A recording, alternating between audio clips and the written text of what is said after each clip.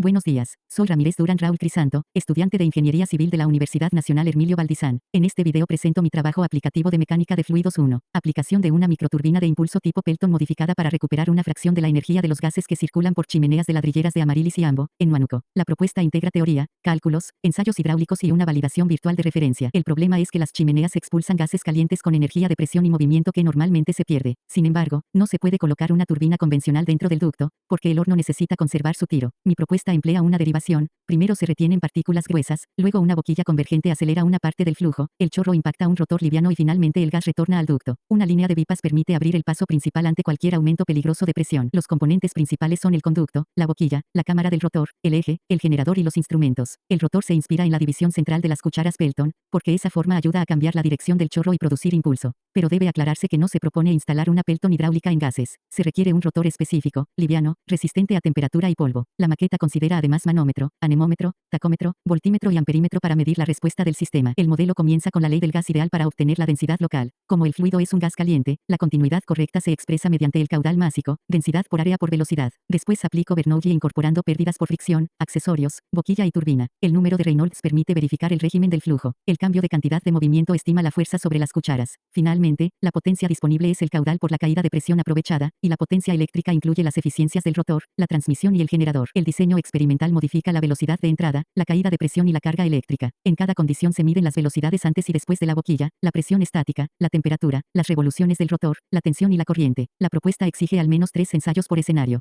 También se controla el diámetro de la boquilla y el estado térmico. Como los ensayos reales, los casos ANSYS y los escenarios de chimenea tienen geometrías diferentes, la compatibilización se realiza mediante tendencias y variables normalizadas, evitando errores porcentuales que serían físicamente incorrectos. La validación experimental utiliza 7 pruebas reales del banco Pelton HM150.19. En cada prueba se registraron caudal, altura de entrada y fuerza de frenado. El caudal varió entre 4.1 y 19.2 litros por minuto. La altura estuvo entre 15 y 19.45 metros de columna de agua, y la fuerza entre 3.5 y 4.2 newtons. Estas mediciones permiten comprobar el principio de impulso y estudiar cómo una contracción cambia simultáneamente el caudal y la carga disponible. La potencia hidráulica se calculó con densidad del agua, gravedad, caudal y altura. La prueba 1 produjo 46.83 watts, mientras la prueba 7 produjo 12.97 watts. Aunque la altura aumentó al cerrar la aguja, la reducción del caudal fue dominante. Este resultado es importante para la chimenea. Acelerar el flujo mediante una contracción no garantiza mayor potencia si el caudal total cae demasiado. El diseño debe encontrar un equilibrio y conservar siempre el margen de presión necesario para la combustión. Como validación virtual secundaria se incorporaron 3 casos Pelton reportados en ANSYS Fluent por el grupo 3 de mecánica de fluidos 1. Se utilizó el modelo multifásico BOF y turbulencia K-SST para observar la fracción volumétrica y la trayectoria del chorro. Las potencias útiles fueron 23.73, 27.23 y 18.39 watts. Estos resultados pertenecen a otra campaña hidráulica y están debidamente atribuidos. Por ello validan el mecanismo del impulso, pero no representan una simulación propia de gases de chimenea. La comparación se organiza en 3 dimensiones. El modelo matemático explica las relaciones entre presión, velocidad, caudal y potencia. El banco experimental aporta 7 registros reales. ANSYS muestra el chorro y la interacción con las cucharas en 3 condiciones distintas.